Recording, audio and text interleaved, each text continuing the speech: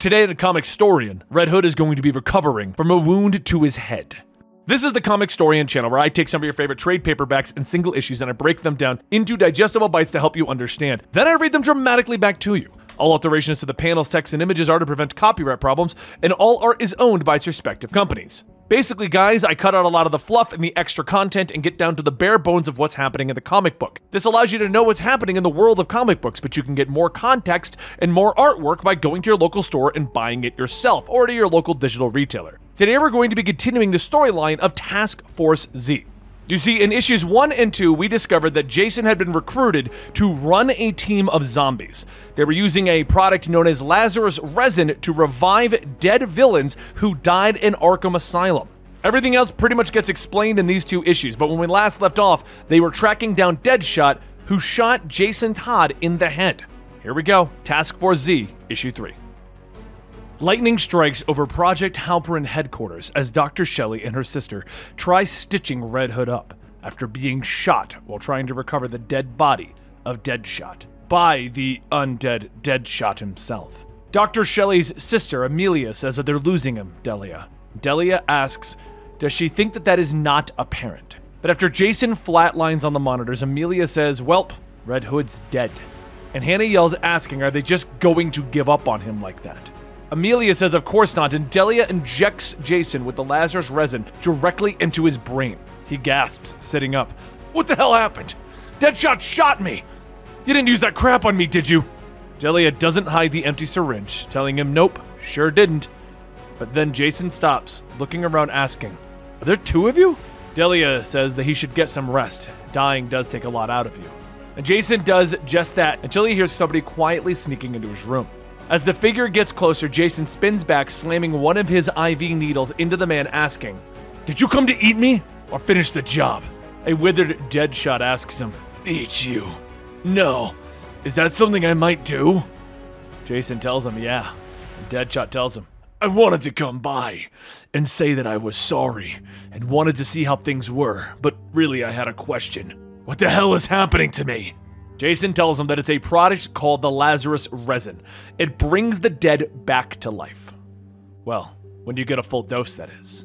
Project Halperin gives just a minimum amount to reanimate people, promising the full amount and freedom after doing work for a man named Crispin.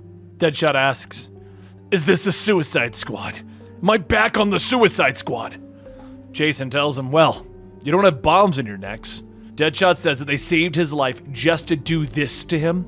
This Crispin makes Waller sound like a saint. He is going to go before he gets hungry. But a short while later, Jason gets dressed and gets ready to head back to his bunk when he notices the front gate just seemingly is left open and Hannah is standing outside. He asks what she's doing outside. Shouldn't she not be in the public when it's nighttime? And Hannah tells him that things will be fine as long as they stay in the light. Don't worry. There is something that she must do. Come. After a short walk, Hannah holds out her hands, telling him that they're here. And Jason asks, what does a pizza place have to do with anything? Hannah tells him obviously he's not tried their vodka slice. While she orders, Jason says that he wants to know why she is here, and Hannah tells him that she already told him the vodka slice. Ha, just kidding. I'm dying. Well, not me exactly, it is dying, and I didn't even know it could get hurt, but when Arkham was attacked, it was. Jason asks, isn't that a good thing? And Hannah says, is it? Did you know that I'm old enough to be your grandmother? The monster inside of me, the sundowner, it hasn't let me age in years. It's kept me alive, and I used to wish it didn't. But now that my wish is coming true, I'm terrified. So when Crispin said he had a way to save it, she jumped at the chance. Jason says the thing is, though, it isn't her. She laughs, telling him that they both have spent time among people who have broken parts and they wish to be separate from. But just because they want it true doesn't make it so. They are the sum of their parts, all of them. And what brings them into their little band of monsters anyway? Jason says that he has a growing sense that this isn't working anymore. He used to use words like justice to guide his hand, or his anger. The truth is that he used to follow someone else's lead, but he lost that a long time ago. And maybe he should give up on it. But since then, he's been lost, and that's when Crispin appeared. Hannah asks if this is giving him purpose, leading Task Force Z. Is that the answer? And Jason tells her that it's an answer. Hannah then asks what is it that's bothering him, the cruelty of it all, withholding the drugs, forcing them to risk their lives for someone else's cause? Jason tells her, no, I'm pretty okay with all of that. I spent my life seeing what these monsters can do. Forcing them to make amends doesn't bother me.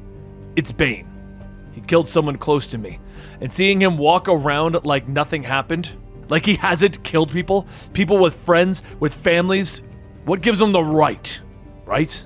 Hannah reaches over, telling him that maybe it's possible that he can't forgive himself because he doesn't feel worthy of forgiveness. Forgive Bane and he'll realize that he can forgive himself. Jason finishes his slice. Alright, field trip is over, we should head back. But as they return, Delia asks if they had fun on their little jailbreak. Jason tells her yes. She tells him good because Crispin wants him in the comms room and he is not amused. Jason heads into the dark room and the shadowy Crispin appears on the screen asking how was his little jailbreak. Jason tells him fine, burnt his mouth, and that one of his scientists already used that line. Crispin quietly says, "Damn it. Well, since you're good enough to walk around, we have your next mission lined up."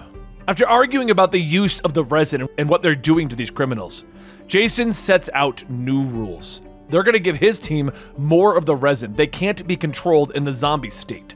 Meanwhile, in the next room, Delia and Hannah watch from a small screen as Delia says that she did a good job. Jason is reinvested in the project, and Hannah tells her thank you.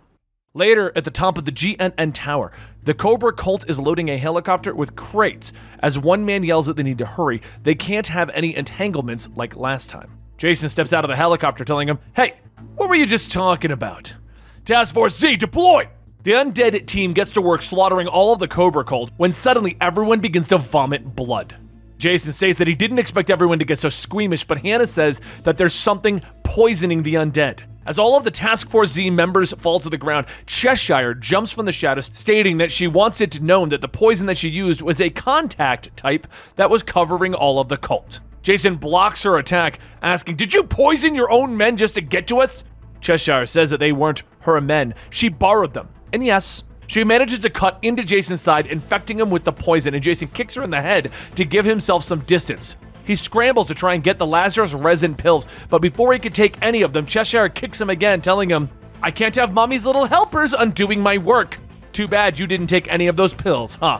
Jason coughs, inching his way at the pills. "Weren't for me." Suddenly, Bane looms over, punching Cheshire into the ground while Jason takes a pill.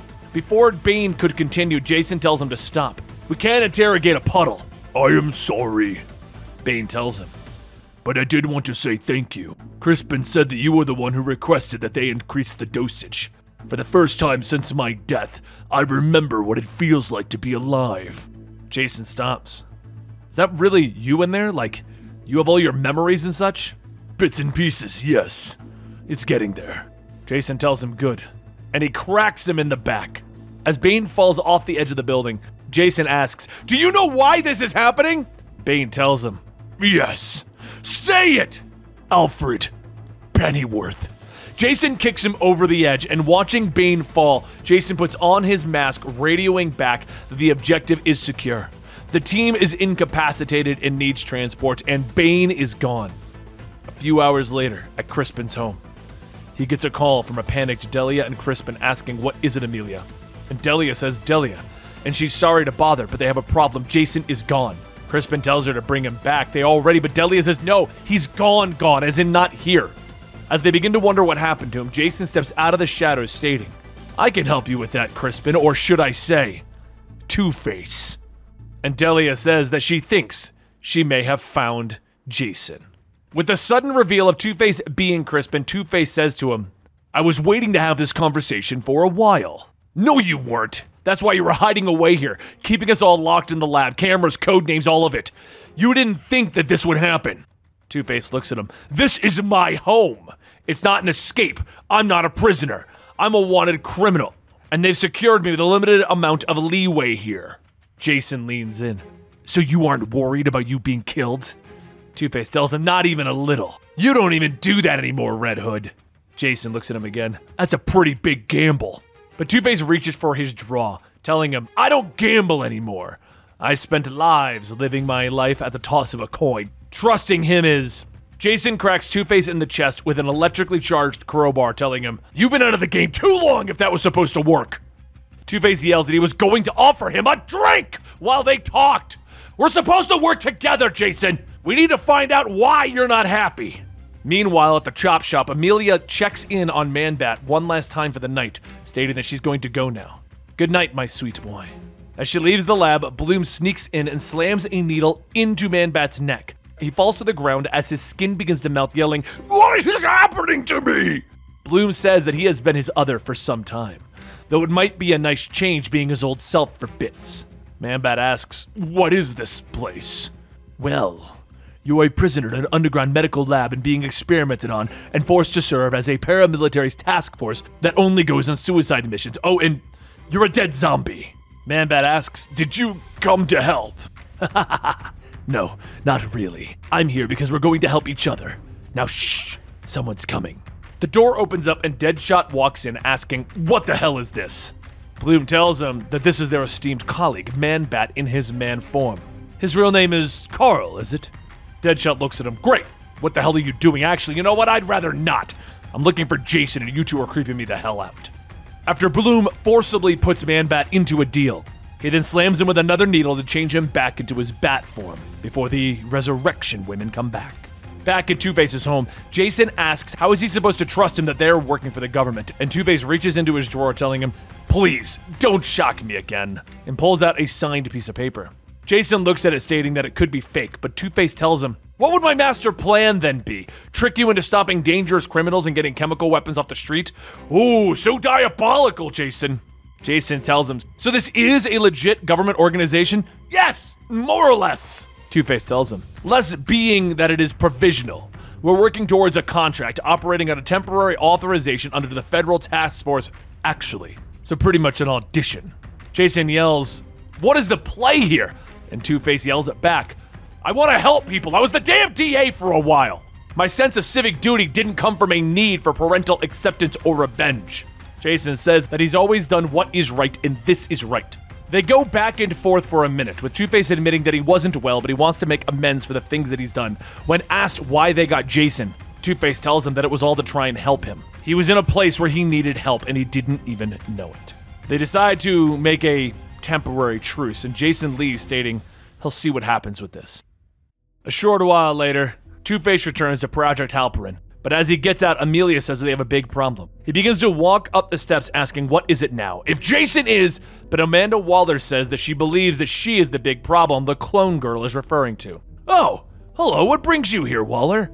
Waller says that he's not returning her calls and it's a good way to have her show up. His little science project is interesting, but stealing her Task Force X idea and twisting it like this with zombies is morally reprehensible, which shouldn't surprise her considering the source. Two-Face yells, "Is this a joke?" And Waller asks if he's sure he wants to raise his voice at her right now.